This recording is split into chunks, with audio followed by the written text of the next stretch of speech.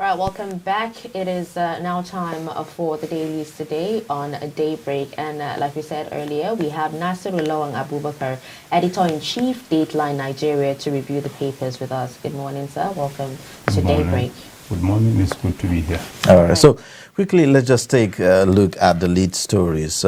Troops kill 50 ISWAP fighters in Borno with the rider as bandits execute 15 persons in Sokoto, attack Zamfara village for failing to pay levy. Now, one story that, you wouldn't want to lose sight of is the one on page 34, which is Lekki Tollgate. Panel says 11 dead. You can get all the details on that story. Okay, still on Daily Trust, the front page. Let's see. On page 11, BUA chair.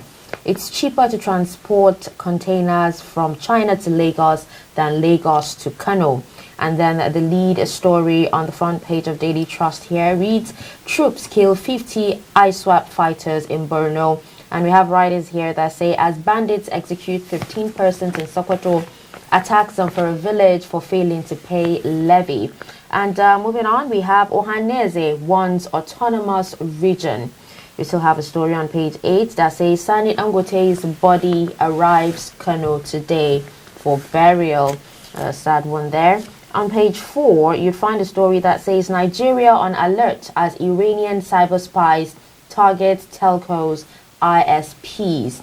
This is one to be worried about. And at the footnote of the front page of Daily Trust, you'd find a story that says Buhari approves fresh 656.1 billion naira bailout for states as governors meet over Paris Club refund. And these are the stories on the front page of Daily Trust. All right. On the Punch newspaper, the lead story says ASU threatens fresh strike, says agreed 22 billion naira allowance unpaid. You see the rider there says, and allowance not that of an association. Education minister hold government responsible if we go on another strike, say lecturers. Of course, you'd find also another one. NSAS, 9 confirmed dead at Lekki Tollgate, says Lagos panel. That's on the Punch newspaper. So on the Daily Trust, we saw 11. On Punch, we are seeing 9. Okay, let's see. Still on Punch. FG orders probe as Nigerian wrongly jailed in Cote d'Ivoire dies in prison. And you find that story on page 4 and 5. And we also have a story here that says metal electrocutes lady in Obi Cubana's club, police order autopsy. All right, with that story, we'll move on to the next paper on our list, which is Guardian newspaper. Okay, on Guardian newspaper, the lead story here says inflation decelerates, defies market reality. And we have writers that says figures contradict global trend, worse days ahead. Farmers won, address insecurity to save situation, FG advised.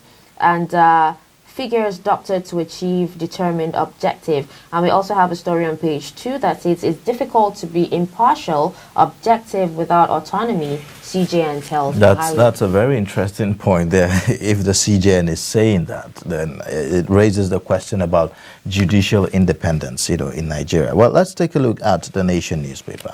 The lead story says federal government ASU on war path over unmet demands. That's on the Nation newspaper, and that's the lead story there. We'll take a look at, I think that's all that we have on our newspapers this morning. Let's just go straight into the conversation. Good morning again, and welcome, Nasiru. Good morning. Now, let's take a look at some of the stories of interest here. I'm sure everyone is talking about the Lekki Tollgate panel report. If you go online now on social media, it's trending on Twitter and other platforms. Punch is reporting 9 figures. Daily Trust is reporting 11. Why are we seeing this disparity? Well, probably because we are yet to see the official release of the report. What is happening at the moment, I think the newspapers coming up with what they are able to get, because the report has not been officially released, even though it has been submitted to the governor of Lagos State. So there is actually a limit to the conclusion that we can draw from what has been reported so far. All right, but based on the report that, on the story that we have, at the moment, the report is saying that 48 people have either been shot, injured, or have gone missing. Specifically, we hear that a number of people are now missing, and some of the bodies, where that autopsies were conducted, found in the morgues and all of that. What does that say about the initial standpoint that we were, initially getting, that only one person or a few, maybe 2 or 3 persons died? Well, this seems like a total departure from that. Well, even at the moment, nothing has been established yet from what has been reported. You can see, if you are, the basis of all this is the fact that some people are saying there was a massacre in Lagos, during the NSAS.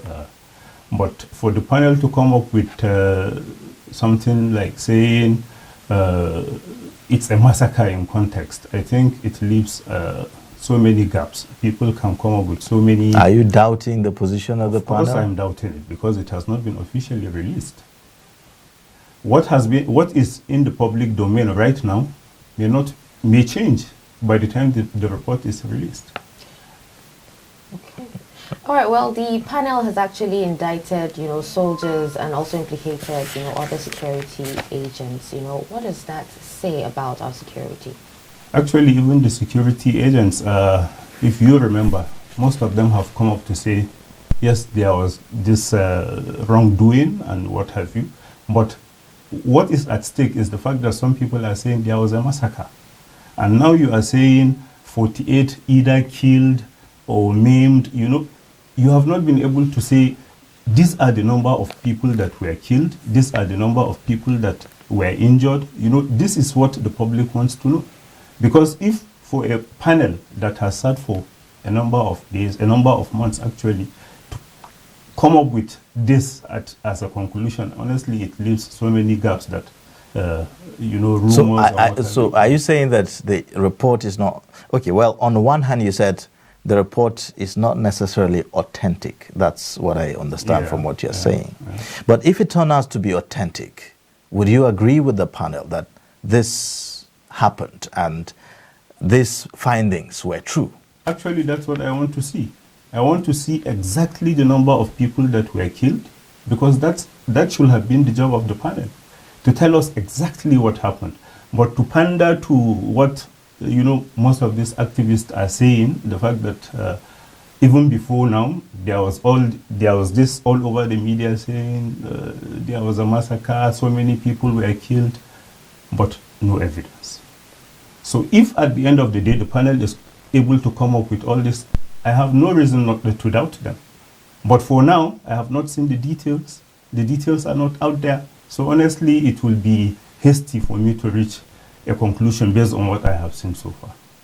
Okay, well, there are actually people, and I'm sure you've actually, read reports of people who have come out to say that most of their friends or family, are among those who were killed. Are you saying that, you still do not agree with, these people coming out? Well, sadly, journalism is not about human emotions. Where are the evidence? Show the evidence that you lost someone.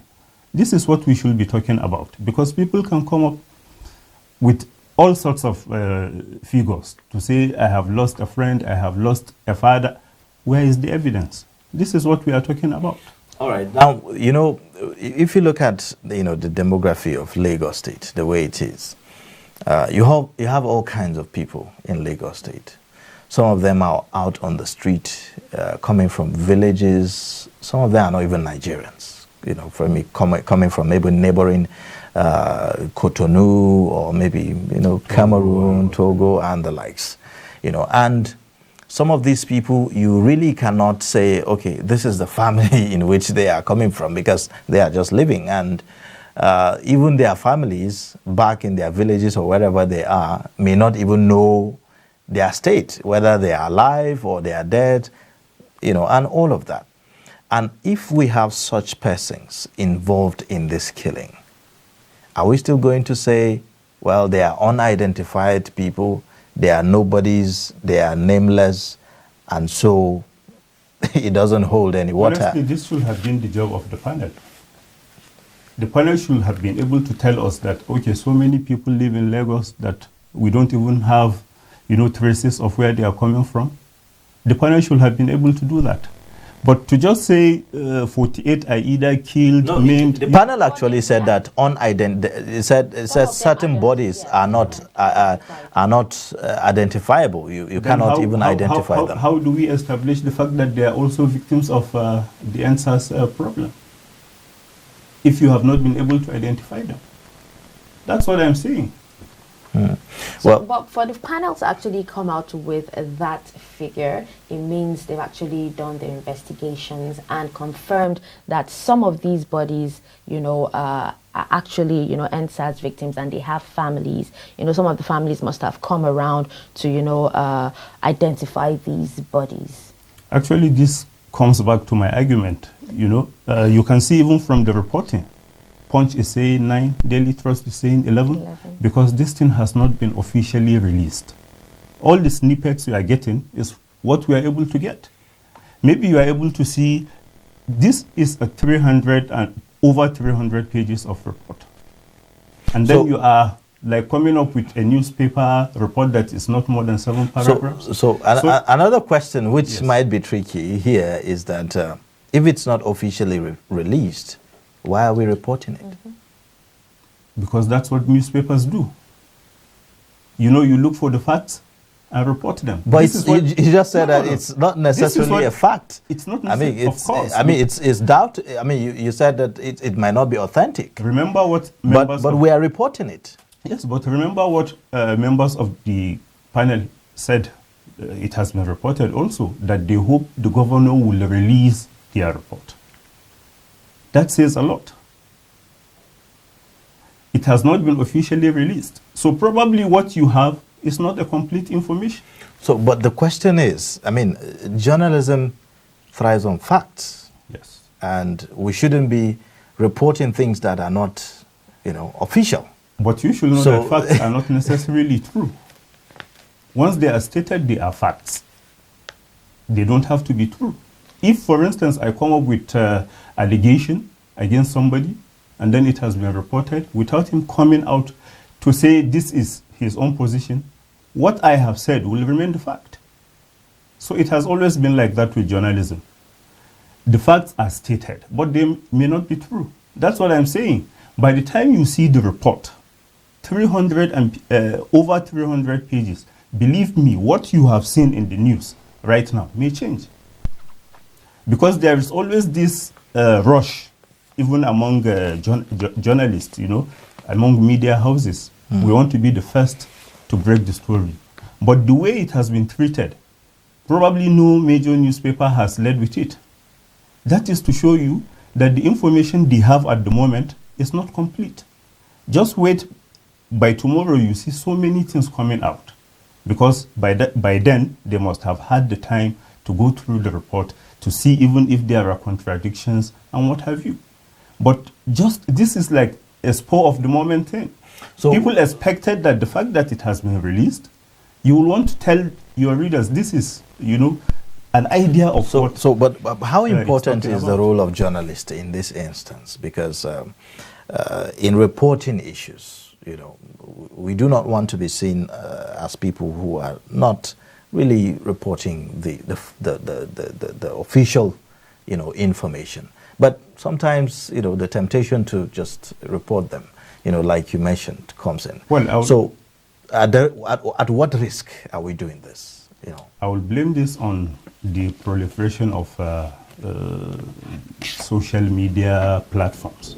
The media is right now trying to compete with the social media, and you don't do that.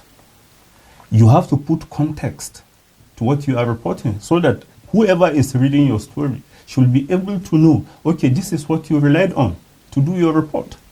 But just because the news is all over the social media and then you also want to be part of those reporting it, you just pick one or two things and then you release them without going through the report to see even if there are contradictions.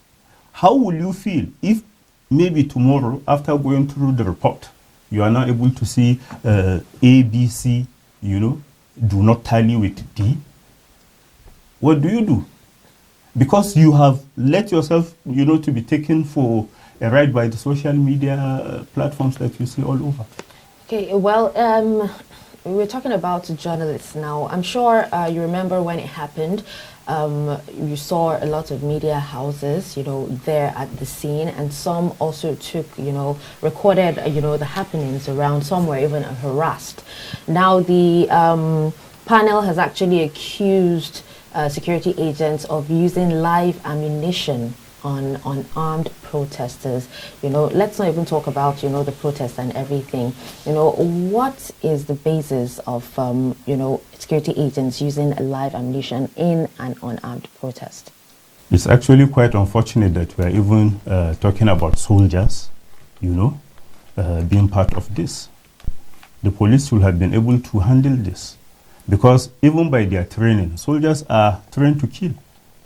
They are not like the police, they are not taught how to handle civil matters. So why should they be there in the first place? That's what we should be talking about. This is something that the police should be able to handle, like I said. But the police right now, the way they are, they are actually those that caused the answers in the first place. Because of the way they treat civilians, citizens, as you are like guilty once the police comes for you. You are guilty. By saying that, you are kind of admitting that the soldiers were there and that they opened fire. Even the soldiers said they were there.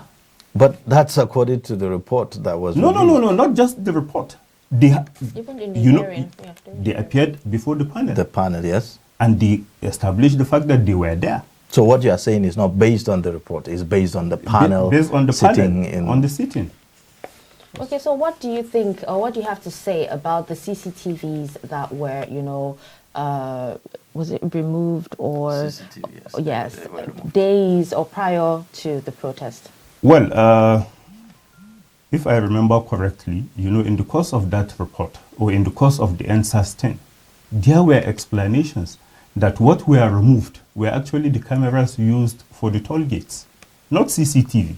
If you are coming, the camera is there to scan your number. That's for those who do their things electronically, that they don't pay cash at the point of passing the toll gates.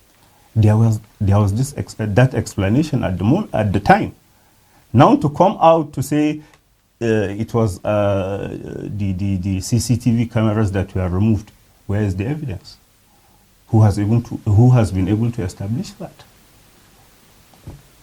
All right. Well, I believe we will get to know more about this as it unfolds, just like you said.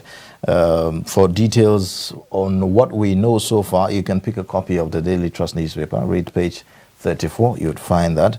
And of course, you would also, you can have a copy of the report, even though it's not yet officially released. But from what we know so far, you can have, the basic information. Now, troops kill 50 ISOP fighters in Borno. That's also another story that we're seeing as the lead story on Daily Trust. As bandits execute 15 persons in Sokoto, attacks Zamfara village for failing to pay levy. Well, this is coming just as we are also hearing that some generals and a few number of troops were also killed in the exchange of fire in Askira-Uba, somewhere in Borno State. Now, give us a perspective on this story. Recently, ISWAP is active, around Askira-Uba and surrounding communities. If I remember correctly, even some brothers of the emir of Askira-Uba were abducted not long ago by the same insurgents. So there is something that is actually attracting them to that part of the country. And from what we have been able to see so far, they are like trying to either establish a base, you know, or they are trying to probably amass weapons, you know, because that's what they basically do by attacking military formations and what have you. And even the general that you are talking about actually was killed on their way to provide reinforcement for the troops. And for them to target him specifically, that means the man has been up and doing. He was able to like contain them. They know probably with him around, they couldn't be able to do much. So he was targeted. But I like the response, you know, from the security agencies. And I hope what they are telling us is the truth, because unless we have a counter narrative, we have to go with what they are now telling us. But remember what a senator from that part of the country said. The people have lost. Actually, there is a panic there now, because the presence of this general tends to give them some hope. And now that he has been killed, there are reports of people leaving Askarawa to neighboring communities like Chibok, Mubi, because they are close to, in the same axis. What does that say about the fight against insurgency in Nigeria? Are we winning? Well, that will be difficult to say because you rely on what you read or what you see. From what the military is telling us, they are winning the war. But anytime you talk to the people there, they tend to tell you otherwise. So unless the people themselves come out to say, yes, the military is winning, I will continue to doubt most of the information that I will be receiving from the military. That's how it works. Because if you are telling me there is improvement in security, I should be able to feel it. Without me feeling it, then... I mean, just like some of the things that we are seeing on the front pages of our newspaper, we are also seeing on The Guardian the story about the inflation dropping. It says inflation decelerates, defies market reality. I mean, it doesn't really, tally with what our reality is. Another story of interest is that of ASU threatening to embark on strike if government does not meet up its demand. We are here again. Briefly, 1 minute, I want you to talk about that. Honestly, I think ASU should be able to come up with better ways of fighting for their rights. Is there any other better way? There should be. Because if you are saying strike is the only way, so far it has failed to do anything. You know, they go on strike today, and then maybe tomorrow they are convinced, and then they are back at work. If strike doesn't compel government to do the needful, what else could? We have had strikes for us. We have had strikes that, will last for as long as a year in Nigeria. Yes. Actually, the government should worry about its reputation, generally. Because if ASU, these are the people responsible for, bringing out civil servants, professionals and what have you.